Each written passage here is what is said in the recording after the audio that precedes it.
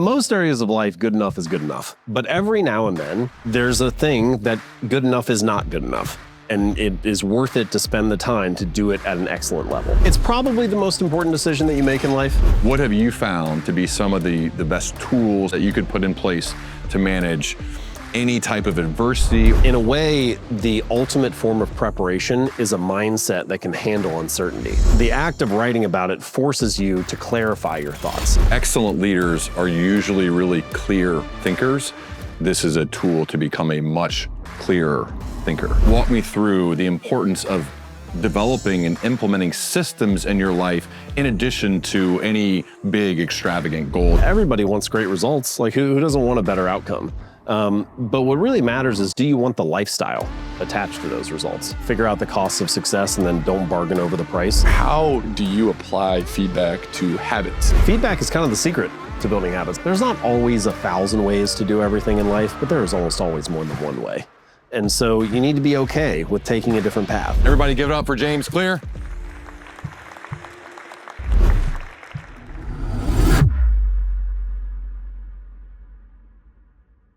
We'll bring up Ryan Hawk and James Clear.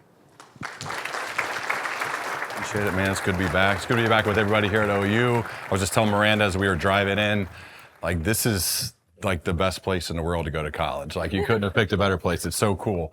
And it's awesome to be able to hang out with James again. I think the first time we did something like this was like 10 years ago, right before Atomic Habits came out. So it's kind of cool to get a chance to do this again. But to start, I had a conversation with a mutual friend of ours last week, and unprompted, out of nowhere, he started talking about you. And I thought, good or bad? You'll see. This is a guy named Morgan Housel, though. And Morgan Housel is one of the few people that could maybe be deemed as a peer of James as a writer, as far as both the excellence of the writing and book sales. It's not 25, but Morgan's got a bunch. Guys, if you could you play the quick video so James could see what Morgan said about him? One of the people who has been the biggest inspiration in my career as a writer is James Clear, who wrote the book Atomic Habits. Psychology of Money would not exist if it were not for Atomic Habits, full stop. And James has inspired me so much. And he is a dramatically more successful writer than I am, objectively. And I have absolutely not a single cell of envy for him, because he is the nicest guy you will ever meet. You will not meet a nicer human than James Clear. You will not meet someone who is as successful as he is and more humble than he is. He is another saint in my life. And because of that, I look up to him and I'm like, I adore every bit of this guy, so I cannot envy him. And so I am just inspired by his success, full stop. It's pretty cool. Very nice of Morgan to say. How does that make you feel? Great. Morgan himself is an incredibly nice and generous person, and he was very generous to say that. So thanks for sharing. Absolutely. So I want to talk about actually something we haven't talked about before. When you were in college, you go to Denison. You're captain of the baseball team, really good athlete. And I read this new thing. You were a writer, not surprising, this St. Gallen Symposium, which you won global essays. So we have a lot of college students here. I'm curious what you draw from your college experience, writing, playing sports, that has helped you progress in your life and your career that could be potentially helpful for them. Yeah, what you just mentioned, the St. Gallen Symposium is this essay competition in Switzerland each year. They still run it, and I found out about it when I was in grad school. And I think there are a couple little lessons from it. So the short version is that if you apply to this essay competition, they take essays from all over the world, and the top 100 submissions get selected to go to St. Gallen, to go to Switzerland for this conference. I had never been abroad before. I didn't have a passport. Like when I was growing up, we went to Kentucky State Parks for vacation, which is great, but I had not traveled widely. And I wanted to, I wanted to get out. I had this urge. And so I applied, and the first year I was selected and I got to go, and I was like, wow, this is really cool. And the second year I was like, let me apply again. And I ended up winning that year. The first place prize is $10,000. It actually was 10,000 euro. I think the exchange rate was like $9,000 or something. And so when I got done with grad school, I had $9,000 in the bank account. And so I went and moved home. I lived in my parents' basement for 11 months, and I lived off of that $9,000. So without the St. Gallen Symposium, maybe I would have figured out another way to be an entrepreneur, but like it would have taken me a while. I would have had to go get a regular job and wait 10 years and figure out some different path. So that essay competition was kind of what led to jamesclear.com eventually. Wow. Wow. So a little lesson from this. So one of the first things I did when I applied for the essay competition was that they posted all of the previous year's winners on the website. So I downloaded the previous 7 years and I looked at all of those essays and I wrote down how many pages are they, what's the word count, how many citations does each one have, is there a particular format that they go through or whatever, because you learn what the judges like. And so I was like, well, I'm going to write an essay that hits that word count and has that number of citations and follows that format. And the prompt is different each year, but you can take lessons from the successful people that have come before you and try to figure out what do the patterns look like. And I do a lot of that pattern matching now with the business that I run. It's like, what kind of outcome do you want? Let's look at other people who've been successful. You can't just look at one, because if you look at one, there's not a whole lot that you can really infer from that experience. Maybe they got lucky or maybe it was a unique situation or something. But if you look at 100, now you can start to see patterns. And then you can start to pick up, okay, which of these patterns fit well for me and how can I put all that together? Wow. Okay. That leads me to another story that they told me that's true. I heard this from Donald Miller. Okay. I did a live show with Don like this actually. And he said that before Atomic Habits, you went on Amazon and you looked at every 3-star reviewed book on productivity habits on Amazon, because those are the books that people liked them, but maybe something was missing. Something was missing, and you wanted to learn what was missing, and then is that right? Yeah, I mean, almost all the 3-star reviews, they'll say, hey, this book is really well written, but I wish it was more practical. Or, oh, I really liked this story, but they were missing this. And so I found a lot of that. And with habit books, I am not the first person to write a book about habits, right? And I won't be the last one either. There will be many. So I'm just kind of adding my little bit to the pile. And I was trying to figure out, how do I share something unique and interesting? How do I add something to what's already out there? I don't want to just repeat what's been done. And a lot of the popular habit books, the feedback was, this is really well written or this is really well researched, but I'm left wondering, how do I apply this? How do I use it in the real world? And so I thought, all right, I can be the practical guy. That can be my thing, is I can figure out how to actually use this in daily life and work.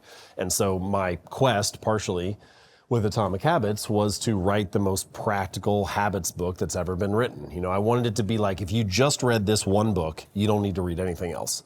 Now, I don't know if I hit that or not, but that was the objective going in. I actually did this exercise when I was working on the book. I would lay out, at the time I had 12 chapters. I ended up with 20, but I had 12 at this particular moment. And I wrote each chapter on an index card and I laid them all on the floor. And then I went to my bookshelf and I grabbed each book that I could find that was about that particular chapter. So one of them was about environment design, for example. And so all the books that were about behavior and environment and whatever, I laid them out there. Most chapters had 4 to 6 books in front of them. And so once I had all of those laid out there, what is that, 50 books or so, I looked at it and I said, all right, how can I write this chapter so that these 4 or 6 books are completely irrelevant? You don't need to read those books anymore. When you read a book, you don't remember all 200 pages or 300 pages, right? You usually take 5 or 10 ideas with you, maybe, but usually it's 2 or 3, a couple pages. And so I said, what is the stuff that if you really dig into it, this is the stuff you're taking from this book? Can I compress all of that into this one chapter? And I think that is a good measure for how, at least for practical nonfiction. Fiction's a different story, but for a practical nonfiction book, I think that's a good measure of, is it a good book? How many other books can you make irrelevant? Now you read this one and suddenly you don't need to read those other 50. And again, I don't know if I did that or not, but that was the objective going in. We have a room. I mean, hopefully there's lots of writers in here, but there's probably not a lot that will publish a book like you did. What could someone who is not going to publish books take from both of those stories and implement into their life that could say, oh, this is useful, this is practical for me? Well, most areas of life, good enough is good enough. It's fine. It's fine to do an okay job in most things. First of all, you don't have enough time, nobody does, to try to do everything at the 99th percentile. It's not possible. And in fact, a good way to end up very average is to try to divide your attention across doing 7 different things, and then you don't have time to do any of them really well. But every now and then, and you'll have to decide what it is for your life, there's a thing that good enough is not good enough. and it is worth it to spend the time to do it at an excellent level. And I decided for me that Atomic Habits was going to be one of those things. And so I just said, if I'm going to spend the next, depending on how you measure it, it took me 3 to 5 years to write the book. If I'm going to spend the next 3 years of my life working on this, I want it to be the best book on habits that's ever been written. And I don't know if I actually did that or not, but you're never going to just stumble into that outcome. You're never going to be like, oh, I just worked on it. It happened to be the best that anybody's ever done. It's not going to happen that way. You have to strive for that level to have any hope of coming close to it. And so I think that is a lesson for everybody. What are those 1 or 2 or 3 things in your life? I start to think about it as like seasons in my life.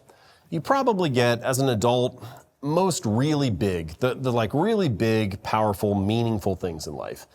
Like for me, writing this book or building a business you're proud of, getting in the best shape of your life, raising a family that you're proud of or having kids, creating a successful marriage, whatever it is, right? Most of those big, meaningful things, they are multi-year, sometimes multi-decade things. And you can kind of roughly put them in like 10-year blocks. You get like a 10-year season to try to work on this. I had about a 10-year season to start writing online. I started with this little blog and email list and grow that up and then get a book deal, work on Atomic Habits for 5 years, launch this book. It was about a decade of my life that was given to that kind of habits chapter. And so maybe you get 5 of those as an adult, and so what do you want this season to be about? What do you want this decade to be focused on? And what's that thing during this decade that where good enough is not good enough? You're going to try to do it at a really high level. So that may be like a big goal somebody sends. Okay, I want to do this, I want to do that. And goals, usually there's something within our control, and there are sometimes things that are not within our control. And there may be better ways to achieve those goals. That's one of the things that I think you have really figured out, and that's systems to implement to help achieve giant goals. So can you walk me through the importance of developing and implementing systems in your life in addition to any big extravagant goal that you may set? I mean, I think this is kind of one of the reasons this idea resonated so strongly from Atomic Habits, I think, is because as soon as it's stated, everybody's like, yeah, that is the reality. That is the truth of how it works, which is that it's very easy to want the results. Everybody wants great results. Like who doesn't want a better outcome? But what really matters is, do you want the lifestyle attached to those results? Do you want the daily process? Do you want what are your days going to look like? I think whenever I focus on a new business project or something that I want to do in my life, one of the first questions I ask is, how do I want to spend my days? Because if you don't want to spend your days doing that thing, you're in a really bad position to get the outcome. Like the result might be very attractive and sexy, but it's not going to happen for you because you don't want to spend your time doing that. So I think start with drawing a box around how do I want to spend my days? And then inside of that box, how can I have the most success, reach the most people, make the biggest impact, make the most money, whatever it is you're optimizing for, but not outside of it. And a lot of the time people do that in the reverse. They start by saying, well, what do I want to achieve? What's the really cool outcome? Well, making a lot of money sounds fun, or like reaching 1 million people would be cool. Having a popular YouTube channel would be great. It's like, yeah, but do you want to spend all day editing videos? Like that's what the lifestyle is. So I think start with the lifestyle and then go to the result from there. But once you know what you want, then there's a series of questions that you can ask and an approach that you can take for building a better system. So that's what a lot of Atomic Habits is about. How do I design an environment that is conducive to what I want to create? One of the questions I like is, how am I creating the conditions for success? Okay, so I say that I want to do these things, but am I setting up the environment that I'm in each day to make it easy to do that? Really obvious examples, like if you take fitness, a lot of people are like, oh, I hope I feel motivated to work out today. But that's like kind of the opposite of what I would recommend, which is let's prime the environment for success. You want to go for a run? Set your running shoes out the night before. Fill your water bottle up the night before. Set your running shoes or your running clothes out. I have one guy who wears his running shorts to bed so that all he has to do is get up, put his shoes on, and then run out the door. But you're trying to make it as easy as possible to do the thing that you want to do. And it's not just about fitness, right? It's about anything. What do you walk into a room, and I think an interesting question is walk into the spaces where you spend most of your time each day. Your living room, your kitchen, your bedroom, office. Where are you spending most of your time? And then look around and ask yourself, what is this space designed to encourage?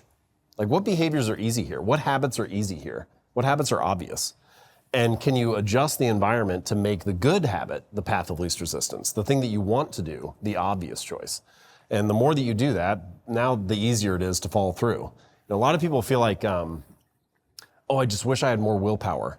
But some of the studies that show people who have this, they display high levels of willpower, the primary factor is that they are in an environment where they are not tempted.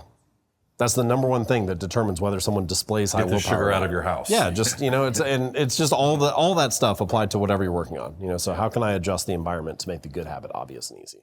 I always wonder about this, and you and I have talked about it, but I'm curious, like, how do you set your house up? Like, how do you design your house? You and Christy, now with 3 kids, we probably envision it. You're like, dude, I'm just trying to survive the next day. But what's your house design like to make sure you don't have to depend on willpower, which that science is fascinating to do what you want to do. Yeah, I just gave up. No, look, I think there's a balance here. So I'm not the only person in the house, right? So I shouldn't get to determine everything. So I focus on the areas that I have control over, like my office, for example. That's my space. I design my office to make it the way that I want. One new thing that I'm thinking of, so this is a little bit tangential to what you asked, but the more kids you have, the tighter your time gets. And so my time has been getting very tight recently. And I have all these projects that I want to do. I have all these things that I wish I had time for. And so I got this little string and I hang it from the wall in my office. And I have these clothespins, little wooden clothespins, and take a Sharpie and write each project on a pin. And then write each kid's name on a pin. And then also other stuff that you want to fit in, like working out or something like that. And then I put like a red line on the string. And the question is, what makes its way above the line? Obviously, the kids are going to make it above. Working out is going to make it above. But all the other projects got to work really hard to earn their way above that line. Because the truth is, I don't have enough time to do them all. And so I need that visual reminder to force myself to say, I'm only going to do the things that really matter most. And the tricky thing about focus or prioritization or whatever we want to call this that we're talking about is that if you do it well for one day, that earns you no bonus points for tomorrow, right? Like you have to show up again tomorrow and if you show up tomorrow and you get distracted and you're on YouTube for hours and it's like, it doesn't matter, that day is a wash. And so it's like many things in life, many of the most important things, which is it is an endless race. And you have to get comfortable with the endless nature of it. As soon as you accept that it's endless, then you stop worrying about hitting the finish line at some point. Then you can just get into the pattern of living that way. And I think that's another shift that I try to encourage people to have about habits. Very common question people ask: how long does it take to build a new habit? And I get why people ask it, but I think the honest answer is forever. Because if you stop doing it, it's no longer a habit. And so it's like, how long does it take to be a good spouse? Well, if you were a good one yesterday, that doesn't earn you any bonus points for today. You have to show up again today and do a good job, How long does it take to be in shape? Well, if you stop working out yesterday, it doesn't matter anymore. It's like the endless nature of these things needs to just be accepted. And then you start saying, all right, how can I design a daily life that feels good and aligns with that endless nature? It reminds me of like I'm asked frequently, okay, 650 of these conversations, what do you see? And usually the words are not the sexy ones that you want. Usually the words are like consistency, right? Some discipline that goes along with that. And I forget who told me this, but they said, I don't usually or ever win with brilliance. I win with endurance. And I think that's kind of, you probably have both, but like most people don't. So like but you can choose to endure. You can't always choose to be brilliant. And so I feel like that's really in line with the way that you teach and what you've written in Atomic Habits and what I've heard you talk about in the past is, hey, how can I create an environment to endure over time to then give yourself a chance to get lucky or give yourself a chance to hit the goals you want in your career? So yes, I want to take that and run with it, but then we're going to end up in a different place than where we just started. So I think that's totally right. Anything that you practice, humans are learning machines, right? All of us have skills right now. You have some skills, right? You can chop a tomato in half, right? You can tie your shoes. You can do all kinds of stuff. You have tons of skills already. And every one of those skills you did not know when you were born. So all of us are learning machines, right? Humans are a learning machine. You are able to develop and build and learn new skills. And any skill that you have, you got better at it by practicing it. And that is true for anything in life. Whatever you practice, you will get better at. Now, I am not saying that if you just go practice basketball for the next 6 months, you'll end up playing for the Philadelphia 76ers, right? But you will be a better basketball player in 6 months than you are today. And so the first thing is to realize that that is true. That is, I think, partially the endurance or the consistency thing. Whatever you practice, you will get better at. The second piece is that everybody has strengths. And so some people, if they do practice basketball, they will end up playing for the 76ers, but there's just very few of them. And your task is to figure out, what is that thing for me? You know, what is my strength that when I practice it, it turns out I'm actually quite good at it. And there are a couple questions that I think you can ask to help reveal what that is. So one question is, what do I do that people say I'm good at it, but I almost have trouble explaining why I'm good at it? Like for me, one of the things is people tell me that I'm good at like writing in a compressed way, you know, tweets or like the pithy little sayings or like a punchy soundbite or something. I can't really describe to you why I'm good at that. It's just something that I seem to like doing. My brain likes to take a paragraph and say, how can I compress that into a sentence that gives the same result? So, you know, you need to think a little bit to figure out what that is for you. The second question is, when do most people dip out because it's kind of painful, but you will keep going? You know, you actually, the pain of it doesn't bother you as much as it bothers other people. You know, you can kind of sit with that a little bit. It seems difficult for most people, but you're like, no, it's okay. I'm fine with it. That's also another signal that maybe you're kind of built for that. All right, so we put these two things together. You have some kind of consistency, and then you're trying to identify your strengths. This is where we end up in a different place than I think the word endure. The word endure makes you think you're suffering through it. But in fact, I think the key to endurance is to ask, what would this look like if it was fun? Because if it's fun, then you want to stick with it. Now, the truth is nothing is going to remain fun for the long run, right? You're always going to run into roadblocks and barriers. But the person who is having fun at the start, that is the person who's going to stick with it when it gets tough. The person who feels like it's a hassle or it's a chore or it's kind of a pain in the neck at the beginning, as soon as it gets hard, they're like, well, I didn't really like this to begin with. You know, like they're not going to keep going with it. And so I think part of the lesson, and this is what I hope for my kids, is that I don't really care what they end up doing, but I hope they find something that lights them up. You know, something that they're really interested and excited and engaged with. Because if you're excited and you're having fun, then you're dangerous. Nobody wants to compete against that person. Because once it gets tough, they're going to want to keep going. They're having a great time. You know, everybody else is kind of suffering. And so I think that one time David Epstein, who wrote Sports Gene and Range and a number of other books, he told me grit is fit. And what he means is that when you have a good fit with something, when you are well suited to it, that's when you're gritty. That's when you show up and you continue to stick with it. So I think, yes, endurance is the driver of results and skill development, whatever else we want to call it. But the driver of endurance is a good fit, being well-suited, having fun, finding something that you're curious and interested about. And if you have that deep fun, excitement, and interest, then it's really easy to keep going. I think it's helpful to find a way for the work to be the win, the actual doing of the thing. I try to help people start podcasts from time to time, and my first question I always ask are, why? Why are you doing this? Why do you want to do it? And if they want some crazy result, like I want to get big, expensive speaking gigs or a book deal or whatever, that is it's a red flag, because it means the work isn't the win. If it's like, I love having deep conversations with people like James Clear and I want to record them, that's the work. That's the work of preparing. That's the work of doing it. So it's like figuring that out. But James, for people, I met with a number of the students. I mean, it's a good distinction. That's like what I was saying earlier. Yeah. Do you like the lifestyle? Yeah, right.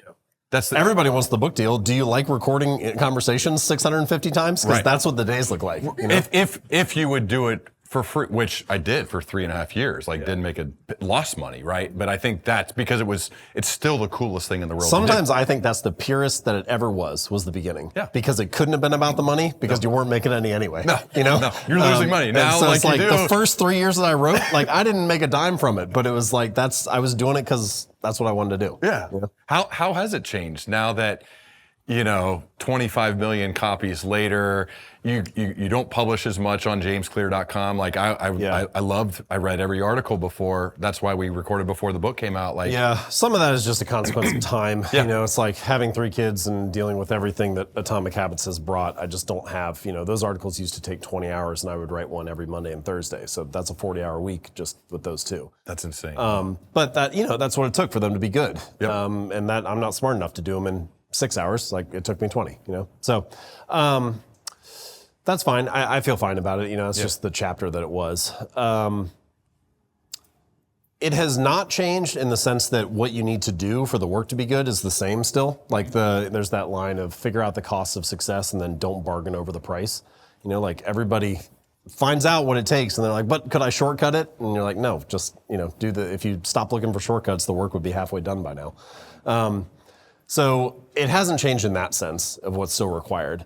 I think what has changed for me specifically is my profile is higher now, and so it's a little bit harder to experiment because as soon as you try something, a lot of people are watching, and it's just hard to try something and do it well the first time. So you got to be okay with looking more like a fool when you try stuff, or looking like a fool to more people. So that's an interesting muscle to kind of have to develop. But do you miss that? Like being able to look like a fool? Yeah, I do. I need that. I guess I didn't appreciate it in the moment because of in the beginning, when you don't have a big audience, what you're doing is you're trying to scrap and claw and do everything you can to build it up. And so you don't take time to pause and think, boy, it sure is nice that I have a chance to look foolish here. So you don't really see it that way in the moment. But. We're talking about the work being the win. What are you optimizing for? So a number of these students have got these amazing internships at big companies, and they'll probably get multiple offers from big companies when they graduate from here. You and I run our own business. So I've worked within a big company. I understand what it's like. There are good parts. There are, unfortunately, a lot of not so great parts. What about for somebody who's going to work within PNC or wherever, a big company? What advice do you give to them to find the joy of excellence, even though you're not running the show, you're working for a bunch of other people? Yeah, man, I'm probably the worst person to ask. I've never had a real job. Okay, so I don't know that I have a lot to offer, but I will say this, which is every thought that you have is downstream from what you consume. So we don't usually put this amount of weight on it, but when you choose who to follow on Twitter or Instagram or TikTok, in a sense, you are choosing your future thoughts because that's what's coming into your feed next week or next month. And almost every thought you have, it's almost, there's a debate between neuroscientists on whether this is true or not, but it's almost impossible to have a spontaneous thought. It's always Ryan says something and that makes me think of something, or somebody cuts you off in traffic and that makes you feel a certain way or whatever. It comes as a result of this continuous chain of events that you're experiencing throughout your days. And when you choose what to read, what podcasts to listen to, what YouTube shows to watch, that is part of that chain of events, and it's sparking the thoughts that are coming to you. And so whether you're an entrepreneur or working in a large company, if you want better, more productive, more creative thoughts, then you need better, more productive, more creative inputs. And so we don't think about it with this amount of weight, but you're kind of building your own little city on TikTok or Twitter or wherever, whenever you choose who to follow. So choose wisely, think carefully about what podcasts you listen to or where you're getting your information from. And that will help shape the things that you want. So I feel like that matters no matter what you end up doing. The same with people. Your boss may change who you go to work for. I've had that happen where I went for a specific person and he was the best and he gets fired 4 months later. That's life. But I think you try to optimize for where's a place I could go and learn. Who are people that just seem like high character, high competence, live through their values. Again, things change when you work. That's the only constant is change. But I think those are other things to think about. I think Atomic Habits can help deal with change, which is one of the there's only a few certainties of life.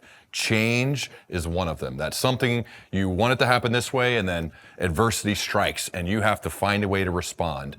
What have you found to be some of the best tools, the best systems that you could put in place to manage any type of adversity or any type of unwanted change in your life?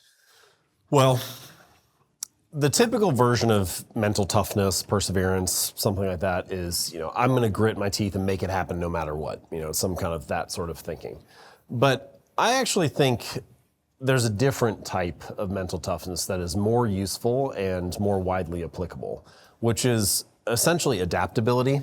It's when you are not dependent on your circumstances, that is when you are actually mentally tough. So it's, thinking things like, I can work with this. I have what I need to figure this out. I can make this happen. Maybe I don't feel fine right now, but I know that I'll be fine eventually. Those feelings, that ability to manage uncertainty and adapt and flex with it, that is really critical. And this ties back into the consistency piece, the endurance piece that you mentioned before. A lot of the time, adaptability is consistency. It's when you don't have enough time, do the short version. When you don't have enough energy, do the easy version. Find some way to show up, even and not throw up a 0 for that day. And so that's kind of my favorite form of mental toughness, is this adaptability and flexibility. In a way, the ultimate form of preparation is a mindset that can handle uncertainty. You look at a lot of people who are, and I think this is particularly true. I say this because I was a student like this, high school, I got good grades, was a student council president, did all that stuff. I was probably very uptight when I got to college. Getting good grades was like a game that I wanted to win. It was important to get A's. That was like the thing that mattered. Whether I learned or not was kind of secondary. And you look at some of those students early on and you say, wow, look at these high achievers, right? They're getting good grades, they're doing so well. But the truth is that mindset where you try to control everything is actually quite brittle. Because if things don't go exactly to plan, then you fall apart. And when you need things to go perfectly, you are held hostage by the situation. You are a victim to the context. In fact, the most resilient person is the one who doesn't need the situation to be anything and knows that they will be able to adapt to that based on what they face. And so I think there's a key element of flexibility and adaptability that needs to be part of any perseverance and toughness, mental toughness. One of the things that I think has made for a great life and career that I didn't think about when I was in college playing football here, even though people tried to help me and I just didn't listen, was building genuine, mutually beneficial relationships. Relationships literally make the world go round. If you want to be happy, it's building relationships. If you want to get good jobs or work with good people, it's about relationships. And I feel like this is something that you've written about, the importance of them. What have you done specifically to build? I don't call this networking on purpose. I'm talking about building genuine relationships with people. What have you done to build such good relationships with people like Morgan Housel and others out there? I never think about networking. I never think of it that way or approach it that way. You're absolutely right. So first of all, a lot of the time people will say, oh, I wish I had better opportunities, or I just need to get my lucky break or something like that. But every opportunity comes through a person. It is attached to a person. People are the opportunities. And so anything that you want to achieve, it's by getting to know the right person or developing relationships with them, providing value to them. And I don't think about it as networking. I just do two things. So the first is you share what you are interested in publicly. That could be just telling somebody in conversation. You'll always be surprised when that bubbles up. Usually the people you think are going to be helpful are not, and then the people who you don't expect to be helpful are. But it's by sharing what you're interested in, and they'll say, oh, my neighbor's into that, or my uncle does this, or whatever, comes up. There's a version of doing that at scale, which is what I've done with my career and you've done with your career, which is write a blog or start a podcast or create a YouTube channel. But when you talk about your thing publicly, then all of a sudden people come out of the woodwork. It's not really about who you know, it's about who knows you. It's about who knows what you're interested in, and then the opportunities come to you. This opportunity today came to me. I didn't go out and try to find it, and it's because Ryan and Simran and some other people at OU knew about my work, and that led to this. So share your work publicly is the first thing. Sharing your work publicly is kind of like a magnet for like-minded people. Like you can put up an article on the internet, put up a blog post about, pick any topic, I don't know, like how to grow heirloom tomatoes in your garden or whatever. People who are interested in that are going to find it, and then you're going to talk to more people who are into that, So it doesn't matter what it is, but it's going to be like a little magnet, a little honey pot for the people who are into that. So that's the first thing. Second thing is give value before you ask for value. You know, I am always trying, not always succeeding, but always trying to give as much value as I can. Like Morgan is a good example. Okay, so when Morgan was writing and he wasn't thinking about a book, I was DMing him on, you know, social media and talking to him and stuff and saying, I really love this article, or this was really good. Have you thought about putting this into a book at some point? Like, you should do that. And whatever, that's fine. I don't know, that's a ton of value. It's just telling somebody you like their work. Then he signs a book deal. And we talk a little bit through that process. I kind of give him a little, you know, some thoughts there. When it came time to come up with the title for Psychology of Money, he had like 4 or 5 other things that he was going to title it, and he shared those with me. I have this whole conversation where we basically figured out the title for Psychology of Money, and eventually we got there. And then like he had a subtitle that I thought was okay, and then we tweaked it a little bit, and then like that ended up being the one that he went with. And I don't know if he even remembers that, you know, but it's just trying to be valuable, you know, it's trying to help somebody out. I didn't get paid for it, and I just thought it was fun. You know, it's just like kind of nice to help somebody when they're in the middle of that process. Then it came time to launch the book, and I'm like, okay, what are you doing for book launch? How can let's map out what you should do and like when those things should come and so on. More recently, he launched a second book, and it didn't do quite as well as Psychology of Money. So he's got questions about that. How do I wrestle with all that? And, you know, I don't know. My solution was don't write a second book. But anyway, the point is not that I had any of these like really compelling answers. The point is that you just try to show up for people. Yeah. You know, and the more that you're there and try to provide value, the more that comes back to you in some way. And you cannot predict how it comes back to you, but eventually it does. And you don't go into it with that intention. Your intention was to be useful, was to be helpful, was to be a friend, right? So I like that idea. And I'm sure you probably had these conversations with Cal Newport, another guy who wrote a book called Be So Good They Can't Ignore You, which is off of a Steve Martin quote when people are coming to Steve Martin. Hey, how do I get famous? How do I become an actor or a comedian? How do I get the right agent? And he's just like, be so good they can't ignore you. I mean, James is a prime example of being so good that he can't be ignored. With Morgan, it's a direct relationship, right? It's like face to face. But my career in Atomic Habits is a good example of it, where there's kind of this faceless, the readers out there.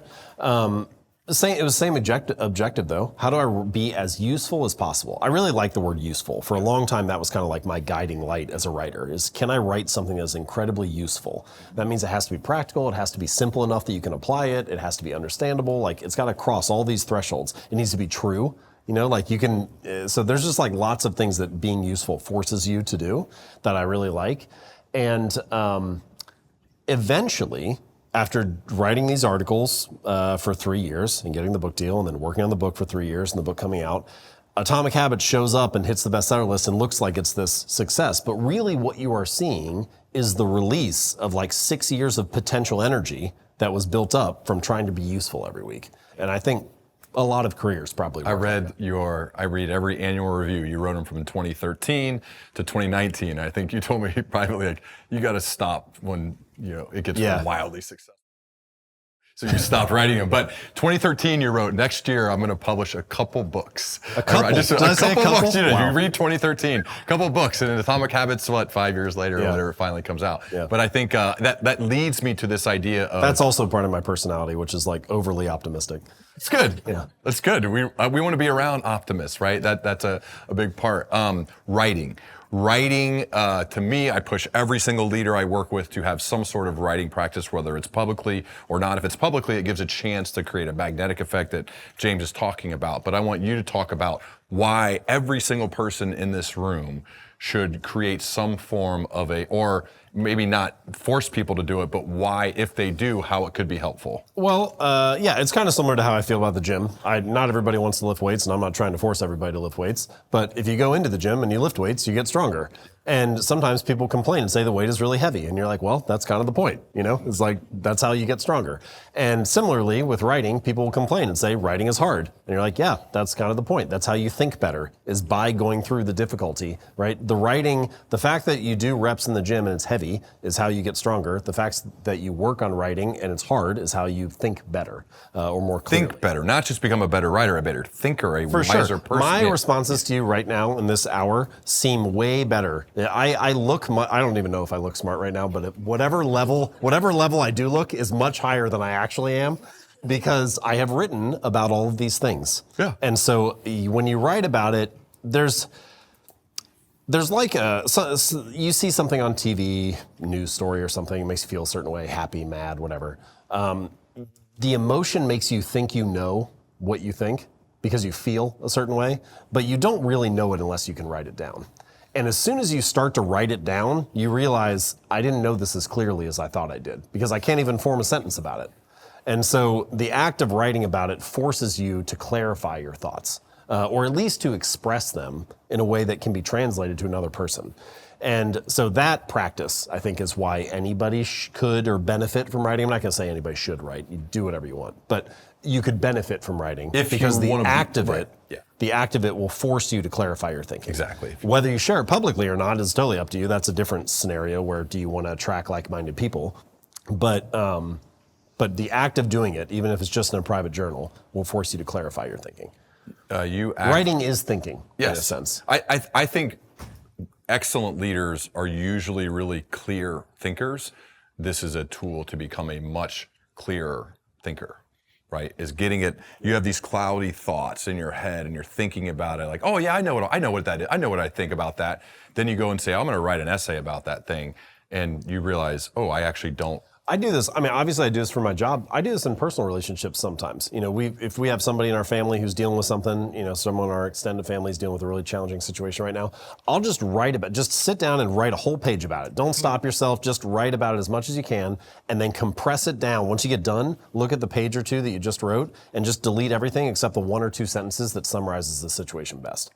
And it almost always leads to a much clearer vision of what's actually happening. You're like, oh, this is the root cause. You know, I couldn't figure it out before, but now that I just wrote about it for a page, I can see it clearly. Let's apply some of the systems from Atomic Habits to leadership in general. There's a ton of future leaders here. I heard the process just to be a part of this room and the things these people have went through is insane. I would have never made it in college. You're like, you play football and nothing else, not going to work. But so super impressive people. Let's apply some of the things. So specifically, how disappointed are you guys right now?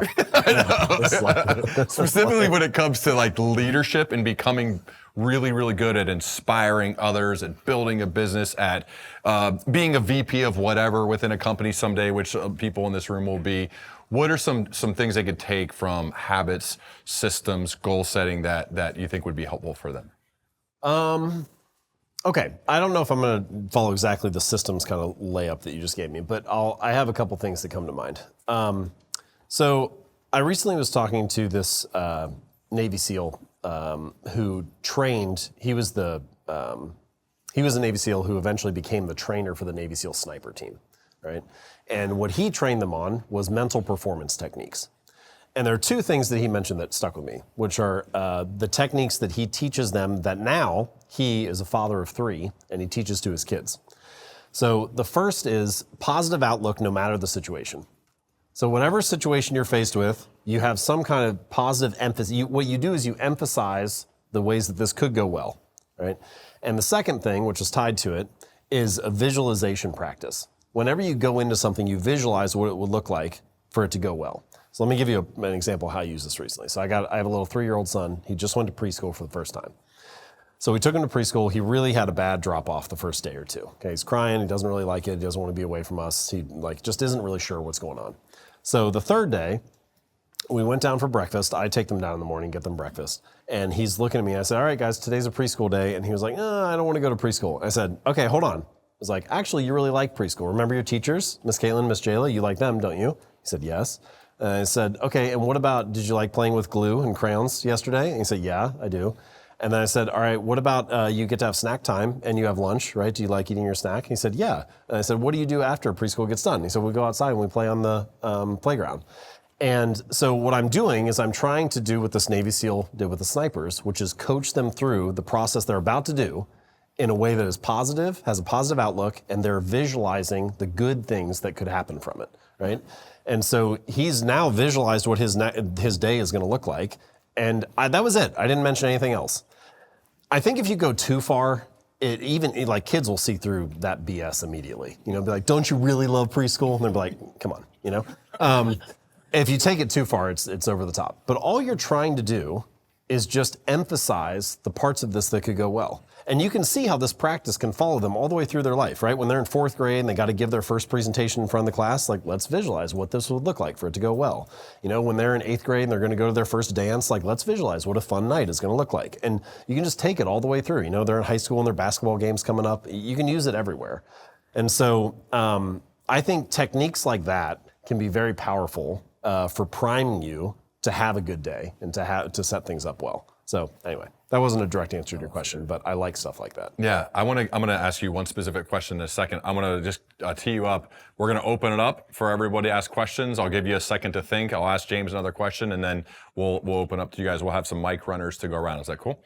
Okay, this is a completely sideways question, but I think it's important, especially given the age of the people we have here.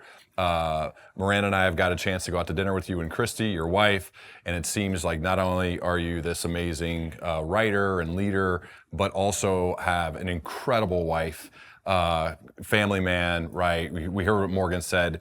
So the combination of all the success, all the sales, plus humility, plus great marriage. I'm sure you have challenges like everybody else, but I think it's useful. I would love to hear what you think about marriage and picking a life partner and how you actively work at that, because I think this is a good time for people to think about that right before they might do it. At least I hope they choose to do that. Yeah, no, it's a good point. A lot of you in the room are in a, let's call it 5 to 10 year window where that decision gets made.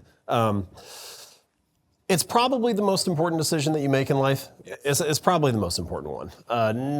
You're not going to interface with anybody more frequently. No one else is going to like change the arc of your life more, or at least like, you know, influence the constraints or the choices that are made more. So yeah, it's probably the single most one that is important to get right. Having said that, I think that the decision starts not with them, but with you. And what I mean is that most of the people who, now I'm getting old enough now, you know, I'm in my late 30s, I'm getting old enough to see people who have started relationships, who've gotten divorced, or who are like in tougher spots in their marriage or whatever. And a lot of the ones that don't work out, the person went into that relationship either in a time in their life when they weren't as confident or didn't feel as good about themselves, or they have something else that they haven't worked through. And so the more healthy your relationship is with yourself, the better positioned you are to have a good relationship with someone else. It's just hard to have a good relationship if you're always kind of feeling like, I wish I could get away from myself. One of my hopes for my kids is that if you like told them, you know, when they're 14 or something or 20, hey, you got to spend the day on your own, that they would think, oh, this is going to be a good day. You know, this is going to be a fun day. But some people are like, oh, if I was going to be on my own, like I was just me and my thoughts the whole time, you know, it's like, that sounds terrifying to them. And so my hope is that they can develop a good internal monologue, you know, a healthy conversation with themselves, so that whenever they have time with themselves, they're like, yeah, that sounds great. Tim Urban told me one time that actually he thinks the rankings usually it feels like people generally rank it as like being in a relationship is better than being single. But the way that he feels like it should be ranked is being in a great relationship, being in a good relationship with yourself, being in a poor relationship or an average relationship with someone else, and then being in a bad relationship with yourself. And I think that, yeah, like if you see it that way, then you're like, oh, well, I would not accept a bad relationship because that'd be worse than just me being on my own. So I think that's just like a primer for all of it, which is the better positioned you can be as an individual, the better positioned you are to find a great partner and be, you know, in a good position. Very similar to leadership in general, and the fact that you will never be good at leading anybody else if you're not good at leading yourself. And the fun part is that that game never ends. That working on yourself never goes away. You never like say, I made it, I'm good. Not even, you know, you look at these guys, he's still working on himself. We're all still a work in progress. This never arrived, always becoming mindset is necessary, I think, if you want to keep having this type of trajectory. Yeah. So last thing I'll say on that, I don't want to not mention my wife because she really is great. It never felt like work to us. And I think that was one of the big things, you know, she shared a meme with me the other day that was like, oh, it's our anniversary and like, I hate my husband, but love is the best. And, you know, it's like all this stuff like that. And she, you know, we were just talking about how silly it is. And it never felt like that for us. It was a relationship that we got into, and it always felt, it's not that every moment is easy, but it always felt natural. You know, it always felt, it always felt easy. It wasn't hard to love each other. And I think that was, I don't know if that's helpful, but that's when I knew, you know, is like when it felt like it was easy to love each other. Love it. Let's open it up. We got mics in the crowd. Okay. Who wants to go? It's always, the first one's always tough. First off, thank you so much for coming down to campus. Yeah. Unfortunately, it's really hot out today, but as a student leader, I see a lot of freshmen and sophomores who are trying to develop their values, because I think you develop that a lot more in college or in this like kind of stage of life. What advice would you kind of give to them for not only developing their values, but being able to apply their values when they're entering into their careers, their first internships, stuff like that? I mean, to a large degree, it's about having standards, you know, and so you are not guaranteed to get what you strive for, but you are always guaranteed to get what you accept. And so if you just don't accept less than your values or less than your standards, you won't end up with that. Now, you may find yourself in tricky positions every now and then where you're kind of in between and you're looking for something still, but a lot of it is about what you choose to accept. And similar to what I said earlier about how a lot of the time good enough is good enough, and every now and then you find a project where that's not the case and you need it to be better. It's not always worth it to die on every hill, you know, and so you need to figure out which of these values am I willing to, you know, like really draw a line in the sand for, and which things am I maybe okay with flexing on. But I think that's a very personal conversation that you have to have. Ultimately, none of these things are one-time decisions. So I think probably the most useful thing I can say is to have a practice of reflection and review. You know, every person in this room would say, oh, I'm a person of integrity. So nobody goes out and starts like down this path where they expect to make, you know, a decision that doesn't have integrity. But what happens is it's like death by a thousand cuts. You know, you make a couple choices that lead you in a certain direction, and then all of a sudden 3 years later, you find yourself in a position, you're like, how did I end up here? And so I think what you need is a continual process of reflection and review. I do weekly and yearly. You choose whatever you want. I don't think there's anything magical to that cadence, but every Friday I do a weekly review. That's mostly business related. It's looking at metrics for the business. It's looking at where we spent time, you know, stuff like that.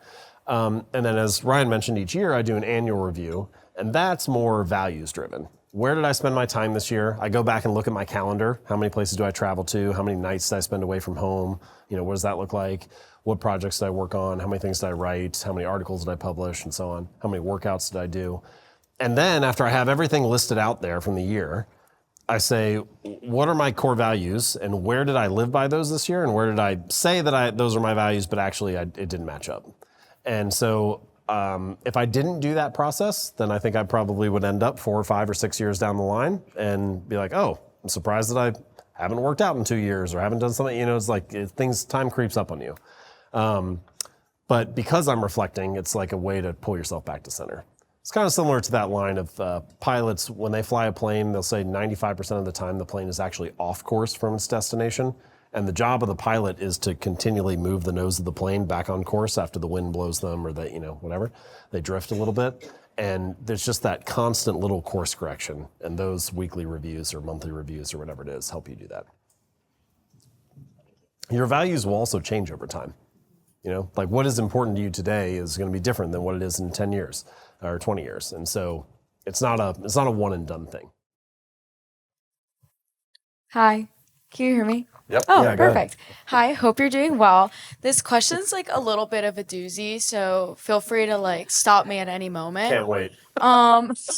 Yeah, so feel free to share your thoughts. Just for some context, I do want to work in like an international environment. So my question is, so when you're in a foreign environment like another country, you may have to like break your habits to kind of fit or like adapt within the culture. Is that like considered a fail in your eyes, like to like a breaking of a habit, or does that kind of go back to your point of like finding a way to adapt to like show up? Yeah, it's a great question. So forget about the foreign environment for a second. I'll come back to that.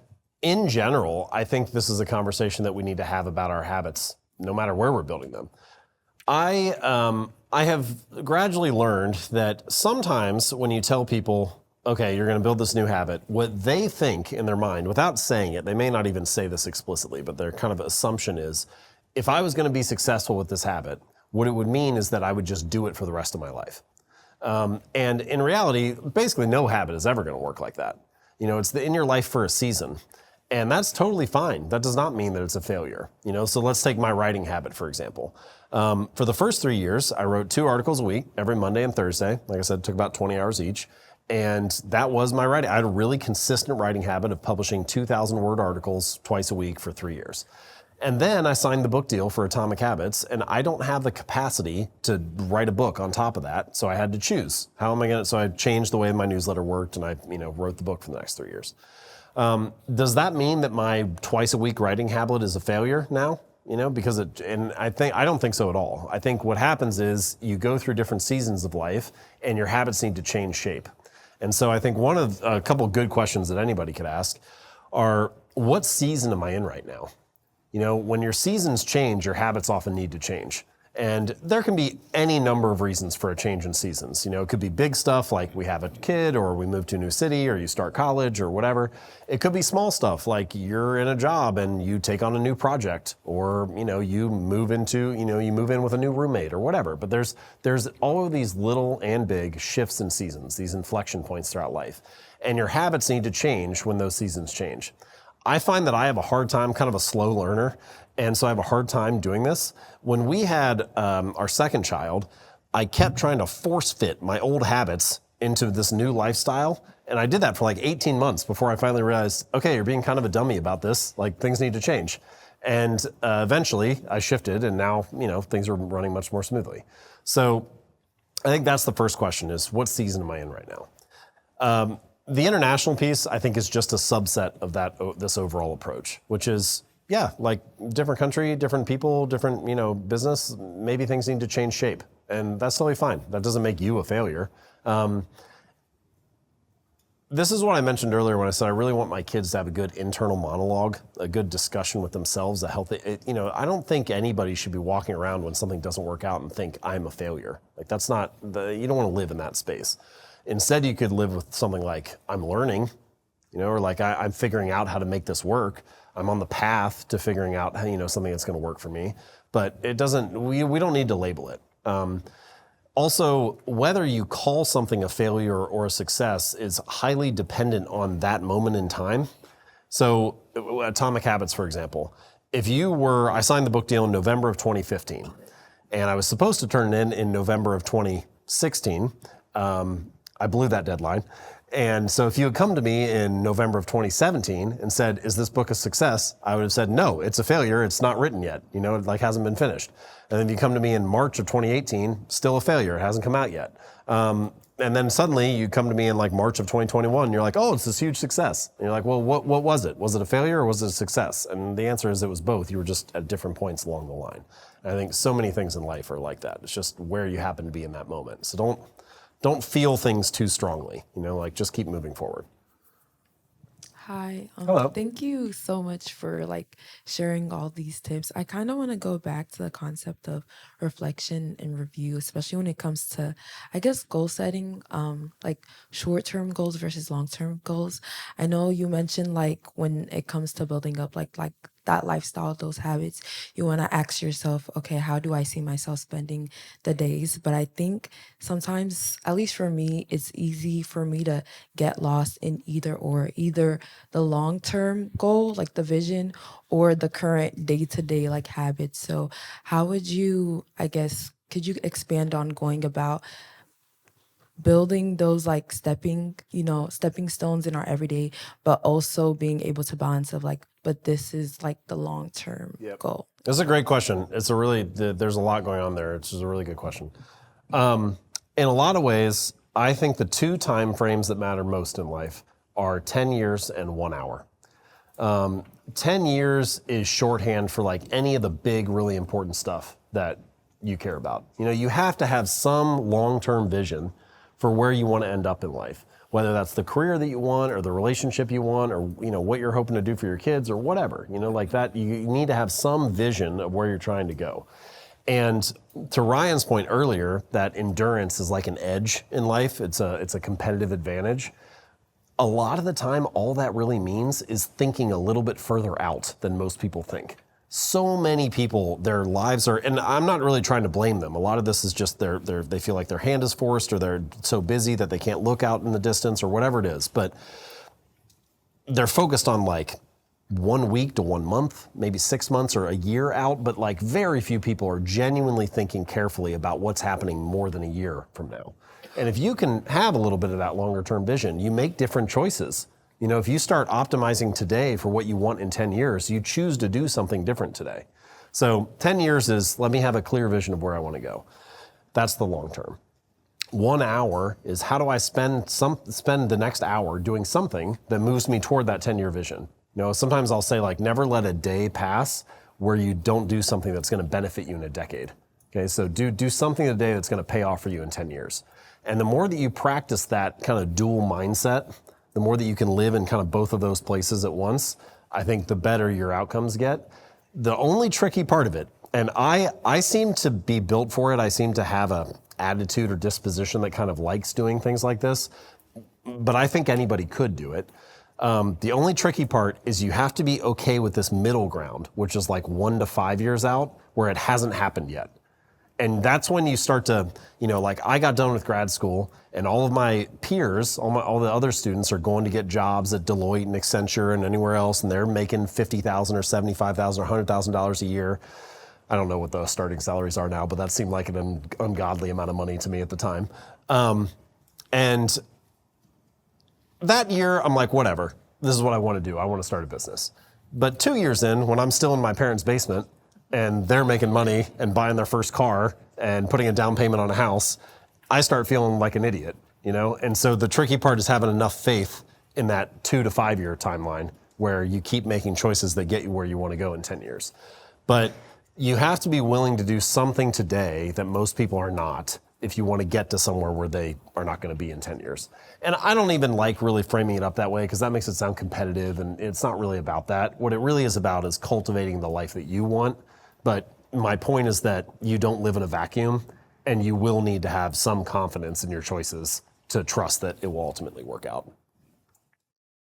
Hello, thank you a lot for coming here. My name is Taras Tarasun. I am a Vandal Fellow, a senior, studying Management Information Systems and Business Analytics.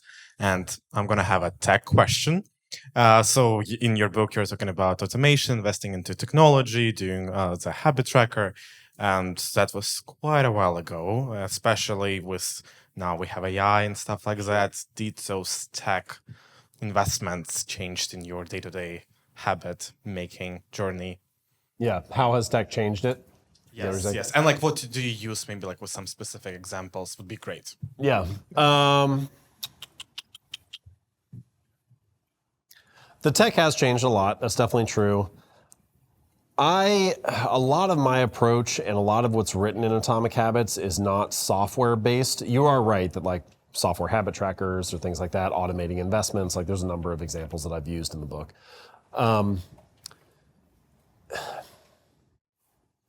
I use Zapier a lot in my business. I don't know how many of you are familiar with Zapier, but you know, like lets you connect 2 pieces of software and just automatically passes data from one to the other. And AI is kind of like Zapier on steroids. You know, it's just like you can do so many more things like that, which is great. But the way that I view it is like a little bit more bigger picture. And what I mean is that humans have always wanted and will always want, I think, to upgrade and expand their abilities. So a bucket is a technology that upgrades and expands your ability to carry water. A bicycle is a technology that upgrades and expands your ability to move through space. And AI is just another in a very long line of technologies that upgrades and expands your ability to perform various tasks or think about certain things or generate, you know, some outcome. So I don't really know that it's changed much in terms of like the core of human behavior. It just has given us like a superset of tools to upgrade and expand things. So it just lets you do things faster the way that a bicycle lets you move through town faster. There are an almost infinite number of ways that you could use that to build better habits. I don't have like a long list of examples to give you right now because I think so many are going to be context dependent based on the habit that you're trying to perform. But that's kind of the advantage of AI, is that you can dump more and more context in and get a very granular, specific result out. So yeah, I feel like this is kind of an unhelpful answer, but I think, yes, it has changed. Yes, it is useful. No, I don't have a good practical example to give. Thank you both for being here. My name's Eric. I'm a senior in the Wandel Leadership Fellows Program. I'm really sitting with what you said, James, about the adult life being like a series of maybe 5 10-year seasons. And I'd be curious to hear what you've learned about transitioning out of one of those seasons. It sounds like you're transitioning out of the writing about habits season into something new. Yeah. What have you learned from that? And what have you learned from like achieving success after such a long time? And then pursuing something new with the same level of excellence? Yeah, great question. I think about this more than I feel like people probably would think. I guess we could kind of call this like life strategy. So if you have 5 or 6 10-year periods, like it's a very limited number, you know, you don't get many shots. Now, you know, obviously you're not locked into doing anything for 10 years, so you can always change your mind if something doesn't go well after a year or two. And I think that is a big part of it, is having this philosophy of like experimentation early on and figuring out, is this actually how I want to spend, you know, a good chunk of time? And I don't think you even need to go into it thinking this is going to be exactly 10 years. It's not really about that. It's more just realizing that you only have a certain number of things that you can dedicate your life to. Some of it is, I do think there is some strategy to it. There just are certain things that some decades are better suited for than others. Like, you're probably not gonna go party in Ibiza when you're in your 70s. You know, like that decade's not well suited to that. If you want to do that, that's great, but like your 20s or 30s is probably the time. And so I don't know that I am sure of one thing, which is I have not gotten all this right. But I'll tell you about some of the moves that have kind of worked out so far and how I'm sort of thinking about it. I mentioned that I had never really traveled abroad during my childhood. And so I played baseball through college, you know, whatever. I spent a lot of time playing baseball and going to school. And that was great. I loved that. But I had this itch to get out and see the world. And so my 20s was a decade where I did a lot of that. I tried to find any excuse I could to go abroad. So I mentioned applying to the essay competition for Switzerland. I did that twice. There was another sort of like young leaders sort of thing that happened in Russia. I got to go to Moscow and St. Petersburg. The punchline of all this was I did a bunch of things like that where I ended up going to, I think I've been to 42 countries in like an 8-year span or something. And so that was a chance for me to get out and see the world and do a lot of that with that chapter. And it was before I had kids and mostly before I was married. And so I was able to do that then. And then the next 10 years was this decade of like build a business and write a book and try to be successful entrepreneurially. On the tail end of that, you know, we've had kids the last couple of years and got married. So there's like some family stuff that's happening there. Now I feel like I'm entering this 10-year span where it's way less career focused and way more family focused. You know, we have all these young kids that we're trying to raise. And then also 30s and 40s is kind of an interesting period because a lot of people's careers are really picking up steam, but also you often have young children, and so you're raising them, and your parents, if they're still around, are starting to age. And so I look at this like we just spent the last week in Jackson Hole, Wyoming, and we took my parents out because I'm like, I probably have like 3 to 5 more years where I'm not going to take my parents around Europe when they're 78. You know, like if we're going to do it, we probably need to do it now. And so you have this like very limited window where both your kids are at home and young, and your parents are young enough that they can still do stuff. And so you're like, I kind of want to take advantage of that now. And you have this tension of my career's taking off, but I have all this family stuff I want to do. And what I've kind of decided is I'm just going to make family the priority, and the career stuff's going to have to wait. And that means I haven't written a second book, and it means like I write a lot less, and it means I do fewer things than I would otherwise, but that's just the season that I'm in right now. And it's fine. The kids will grow up in 10 years and like they probably won't be as interested in hanging out with me when they're in high school or college, and I'll have plenty of time to write another book. So if that's what I want to do. And then I look at some stuff, this is further out, so I'm not as worried about it, but I'm still thinking about it a little bit. What would it look like to live a really good decade in your 70s? You know, what would it look like to have a really good decade in your 80s? And the subset of things that you can do is just more limited physically then. And so there's some stuff that maybe it's just better if I wait on that. You know, like it'd be better if I'm lucky enough to live that long, maybe that's the right time for it. Mentoring, teaching. I always thought, it'd be kind of cool to be a professor. maybe that's something I do then. I don't know. I don't know if I want to do that or not. But the point is, you maybe get 5, 6, 7 big movements throughout life, but you can't just interchange them perfectly. Like some things are better when you're younger and some things are better when you're older. And so it's kind of important to think about what that stuff looks like. And I don't think that there's any right answer to it, but I do think that there are always trade-offs. And so what you need to be is comfortable with the trade-offs that you're making. What's not good is to wish you were traveling when you're at home, or to wish you were at home when you're traveling, or to wish you had a family when you don't, or to wish you were single when you're married. Like you want to make sure that you feel comfortable with the trade-offs that you're making.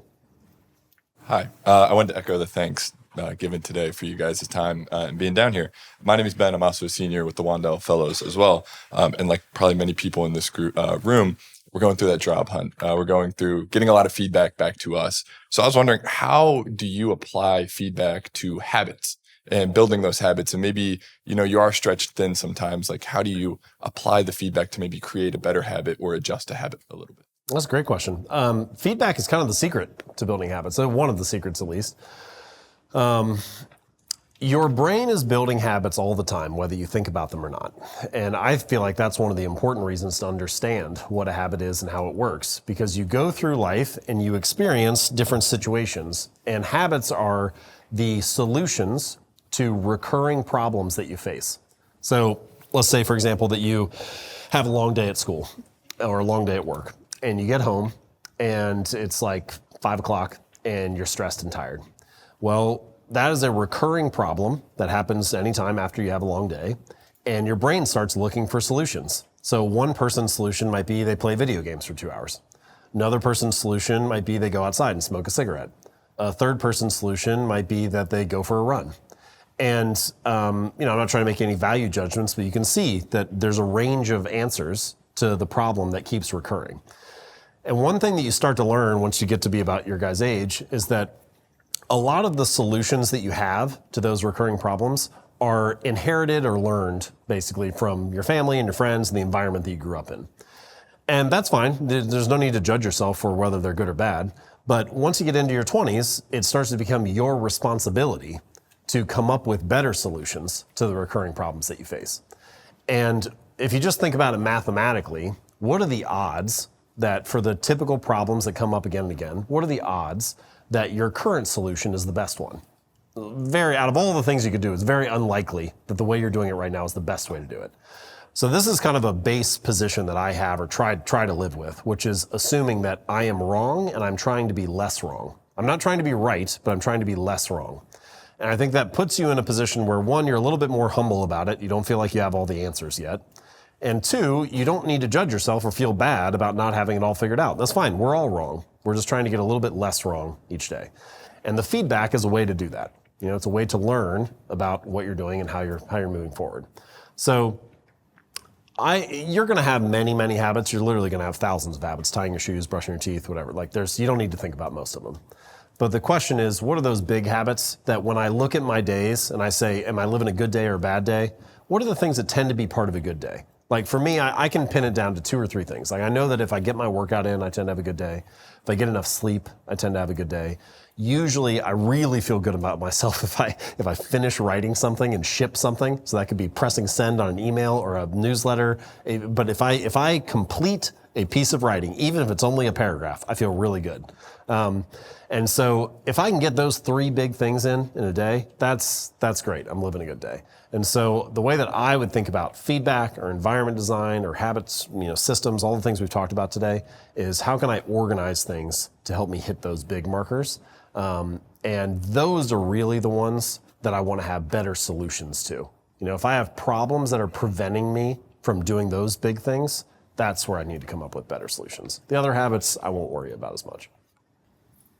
Hi, my name is Siobhan. I'm with Emerging Leaders here on campus. When you spoke about having that healthy internal monologue, I kind of just wanted to ask what that looked like for you and where you draw the line between setting yourself up for success but not beating yourself up too much. Mm-hmm. Yeah, I said earlier, like, what are some of the things that you kind of have trouble describing, but that's a strength for you? You're like, you're good at it, but you don't even know how to really explain it. I have learned that this is one of those things for me. I don't know what else you would think, but I just always thought everybody thought this way. So sometimes when I hear people talking themselves out of stuff or like beating themselves up, I'm like, what is going on? Because I didn't realize that people are doing this to themselves inside. So I try to never be my own bottleneck. And so one of my little phrases is work backwards from magic. Let me start with what the magical outcome would be. What's the thing I really want to happen? And then work backwards from there to try to figure out different ways to make it happen. And the key is you can't have a single path to success. You need to have multiple paths because you never know which one's going to work out or which one's going to fall apart. But if you don't have a single path to success, then your path is not blocked. You know, it's like there's not always 1,000 ways to do everything in life, but there is almost always more than one way. And so you need to be okay with taking a different path. To give you an example from my life, I thought for a long time that I was going to go to medical school. I was a science guy in undergrad. I studied biomechanics, mostly chemistry and physics classes, a little bit of anatomy stuff mixed in. I liked the sciences. And if you were to come up to me when I was 19 or 21 or even 23 when I was in grad school, what I said was I was getting ready to go to medical school. And it actually wasn't that good of a fit. There are some things about being a doctor that I would have really liked and I think would have been good for me, but there were a lot of things that just weren't a good fit for me. And the reason I was giving that answer is because you'll never be criticized for saying that you're going to go to med school. You know, like you go home for Thanksgiving and everybody's like, wow, that sounds awesome. It just was an easy, I wouldn't have said this at the time, but looking back, it was just an easy answer to give that you kind of feel like you would be rewarded for.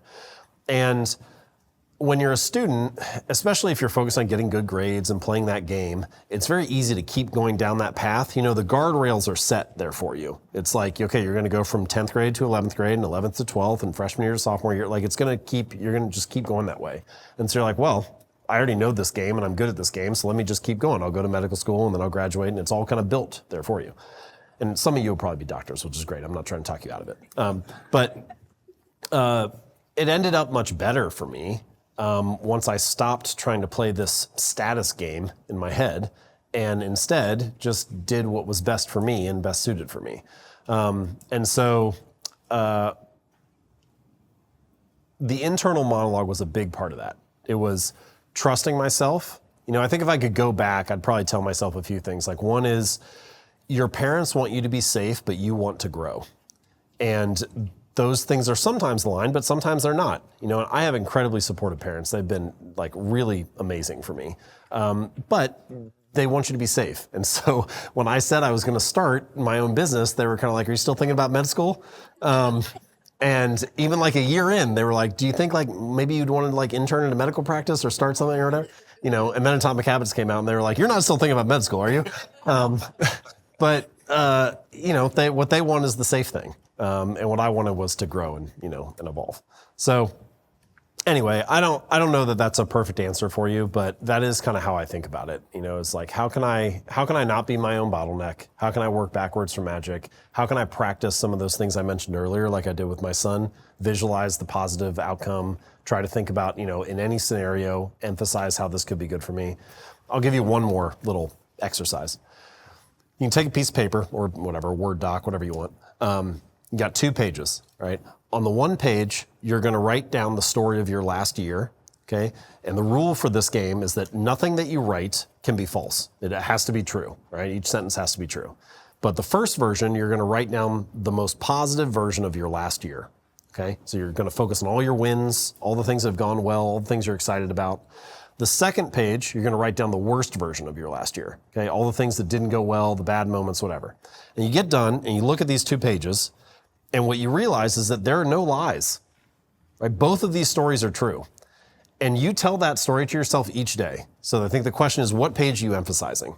You know, there's no reason to ignore the reality of life. I'm not trying to get you to like hide from the facts, but you choose which facts you emphasize each day.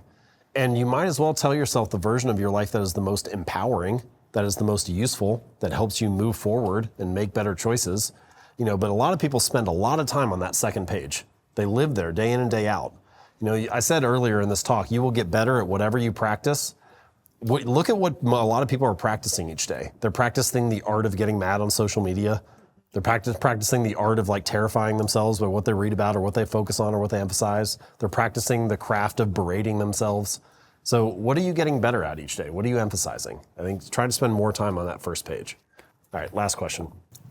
Hi, my name is Chloe Limegruber, and I'm a sophomore with the Wanda Leadership Fellows. And when creating our own habits and making decisions in our lives, a lot of that is driven by our own wants and needs. I feel like a lot of it is also influenced by the people we surround ourselves with and the influence of others. So my question to you is, sorry, I can't see you. My question to you is, to what extent do you think we should allow others to influence our own habit making and decisions? Well, I don't know that you're going to need to choose to allow it. It's just going to happen naturally. Like you are going to soak up some of the people that you're around. So I think that's the first thing, is realizing that life is a two-way street, and you're going to be getting some of that influence. So I think the better question, or maybe the next question, is how do I shape the people that I'm around? How do I choose what groups and pockets I'm getting into? I always tell the story. I played baseball for a long time, but I also swam when I grew up. And the swimmers, you go to college and the top GPAs for all the sports teams, it's always like the swimmers and the cross country runners. And the baseball players are always like down at the bottom. And I'm not saying that if you want your kids to be smart, you should put them in swimming. But what you see is that when you're surrounded by that, like when you grow up with that, I grew up with that. And it's like, well, what are my friends doing? They're going to go study for the test. So I want to hang out with my friends. It's like, I'm going to go over there too. And there starts to be this like, subtle competition of what grade did you get or whatever. But it's just it's part of what's happening in that group. And other groups doing different things. And so I think the question is, what do you want your groups to be doing? Where are the people that are already doing what you want to do? And how can you hang out with them? Sometimes those groups are ready-made. Like if you want to get into yoga, great, there are yoga studios. You can go there for an hour and be around people where your habit is the normal behavior, and you can learn there.